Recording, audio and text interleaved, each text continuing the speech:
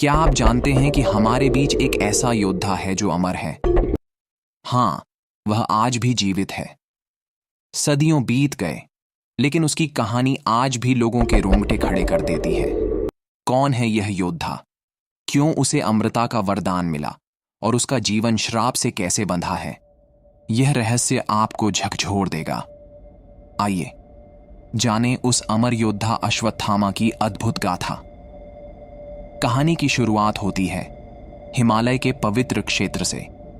गुरु द्रोणाचार्य और उनकी पत्नी कृपि ने एक दिव्य गुफा में तपस्या की। गुफा में स्थित श्वर नामक स्वयंभू शिवलिंग की आराधना करते हुए उन्होंने पुत्र प्राप्ति की कामना की। भगवान शिव प्रसन्न हुए और वरदान दिया कि उनके यहाँ एक दिव्य तेजस्वी बालक जन्म लेगा। समय बीता और कृपि ने एक अद्वितीय बालक को जन्म दिया।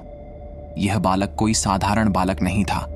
जन्म लेते ही उसके कंठ से घोड़े के हिनहिनाने की ध्वनि निकली। आश्चर्यचकित माता पिता ने उसका नाम रखा अश्वत्थामा। मस्तक में एक अद्भुत मणि विद्यमान थी जो उसे दैत्य, नाग, शस्त्र और व्याधियों से बचाती थी। यह मणि उसकी रक्षा कवच थी, लेकिन यही मणि उसके भाग्य का सबसे बड़ा अभिशाप भी बन गई। अश्वत्थामा ने अपनी शिक्षा अपने पिता गुरु द्रोणाचार्य से प्राप्त की।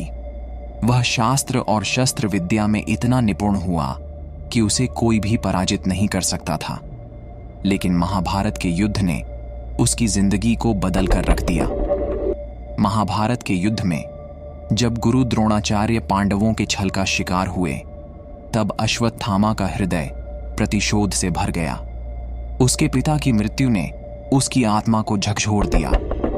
यही वह क्षण था जब उसने एक ऐसा कदम उठाया जिसने उसे इतिहास का सबसे बड़ा खलनायक बना दिया। अश्वत्थामा ने क्रोधित होकर पांडवों के शिविर में रात के समय हमला किया। उसने पांडवों के 5 पुत्रों का वध कर दिया, जिन्हें वह पांडव समझ रहा था। इस भयानक कृत्य ने उसे न केवल श्रापित किया, बल्कि उसकी दिव्यता भी उससे छिन गई। अर्जुन ने उसे बंदी बनाया और उसके मस्तक से वह मणि छीन ली, जिसने उसे शक्तिशाली और अजेय बनाया था। कहा जाता है कि मणि निकलने के बाद अश्वत्थामा श्रापित हो गया। श्री कृष्ण ने उसे अमृता दी, लेकिन यह अमृता किसी वरदान की तरह नहीं, बल्कि एक श्राप की तरह थी। आज भी यह कहा जाता है कि अश्वत्थामा पृथ्वी पर भटक रहे हैं। उसकी पीड़ा और अमृता का बोझ सदियों से उसके साथ है। क्या यह सच है? क्या आप मानते हैं कि अश्वत्थामा आज भी जीवित हैं और अपने अपराधों का प्रायश्चित कर रहे हैं? यह कहानी केवल इतिहास नहीं, बल्कि एक रहस्य है जो आज भी लोगों को रोमांचित करता है। क्या आप इस पर विश्वास करते हैं? कमेंट में जरूर बताएं। धन्यवाद।